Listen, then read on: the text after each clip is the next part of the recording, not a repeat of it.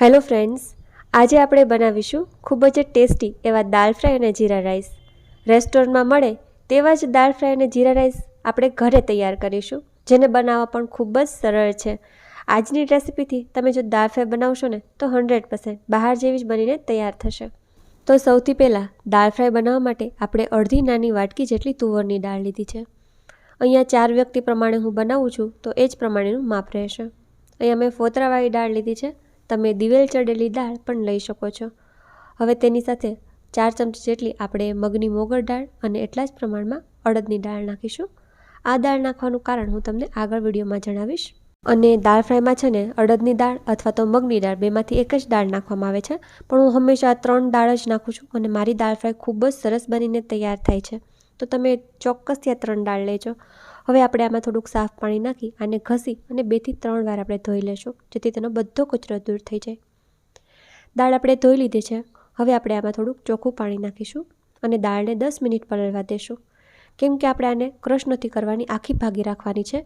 તો થોડીક પલાળશો ને તો તેનું ટેક્સચર એકદમ બહાર હોય તેવું આવીને તૈયાર થશે.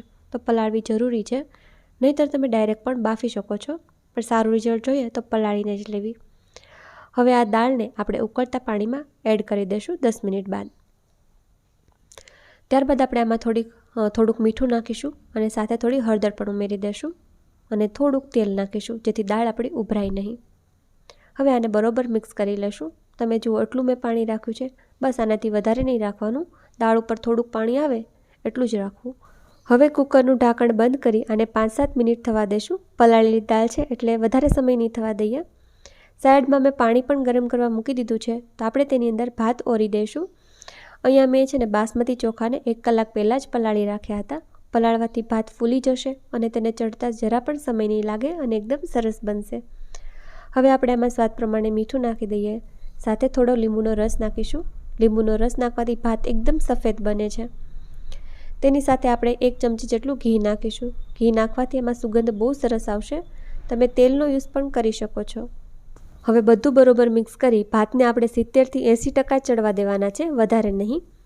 તો અહીંયા આપણા ભાત ચડી ગયા છે. મેં વધારાનું બધું પાણી કાઢી લીધું છે અને ફરીથી આમાં થોડુંક ઠંડુ પાણી નાખી તેને પણ કાઢી લીધું હતું, જેથી ભાત એકદમ આવા છૂટા બને અને તેની કુકિંગ પ્રોસેસ છે તે આગળ ના વધે, એટલે ઠંડુ પાણી નાખવું ખૂબ જ જરૂરી છે.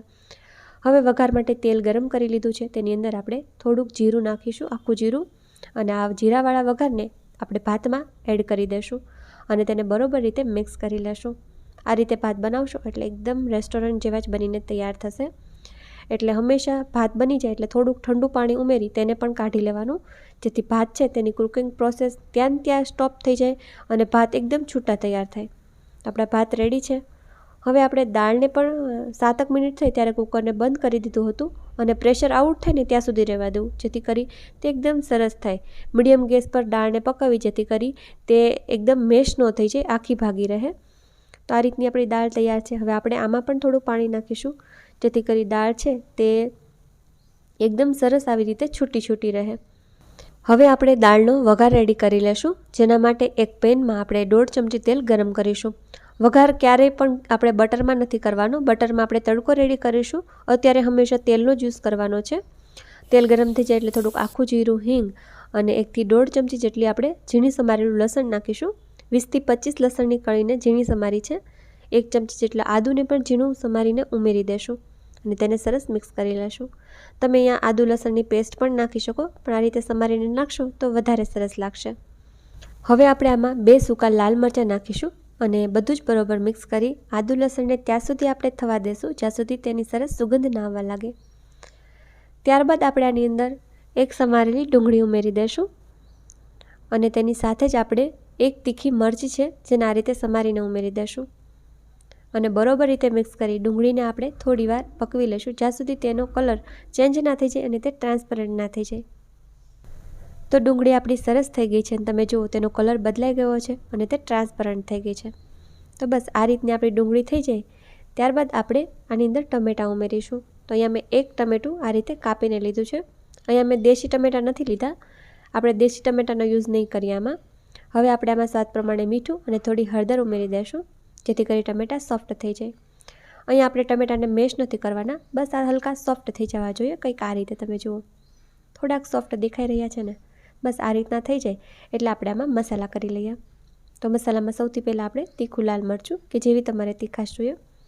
આમાં હલકી તીખાશ હોય છે એટલે થોડુંક તીખું રાખવું એટલે ટેસ્ટ સરસ આવશે. અડધી ચમચી જેટલું ધાણા જીરું નાખી બરોબર મિક્સ કરી લેશું. હળદર મીઠું તો આપણે પહેલાં જ નાખી દીધું હતું એટલે હવે નહીં ઉમેરીએ. આમાં મને થોડુંક તેલ ઓછું લાગી રહ્યું છે તો હું હજુ થોડું તેલ નાખું છું, કેમ કે મસાલા સરસ તેલમાં સંતળાય ને તો જ તેનો રિયલ ટેસ્ટ આવે. એટલે મેં થોડુંક તેલ નાખ્યું છે જેથી કરી લાલ મરચું અને બાકીના મસાલા પણ સરસ તેલમાં સંતળાય અને તેની સુગંધ આવે.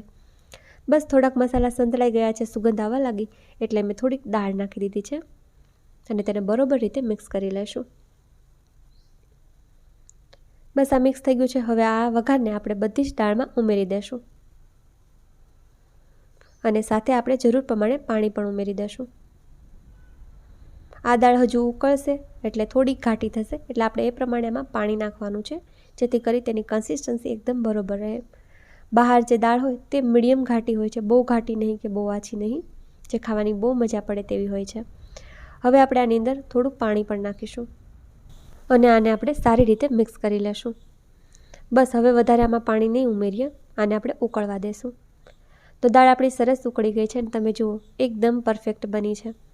તો આ રીતની આપણી દાળ તૈયાર થઈ ગઈ છે. આપણે અડદની અને મગની દાળનો પણ યુઝ એટલે જ કર્યો હતો જેથી સ્વાદ પણ સરસ આવે અને દાળ છે ને તે અલગ ને પાણી અલગ તેવું ના થાય, એકદમ સરસ ટેક્સચર આવે બહાર જેવું જ. હવે આપણે તડકો રેડી કરી લઈએ, જેના માટે આપણે એક તડકા પેનમાં 1.5 ચમચી બટર ગરમ કરી લઈશું. તડકો હંમેશા બટર અથવા તો ઘીમાં જ તૈયાર કરવો જેથી કરી દાળ ફ્રાયનો ટેસ્ટ એકદમ બહાર જેવો આવે.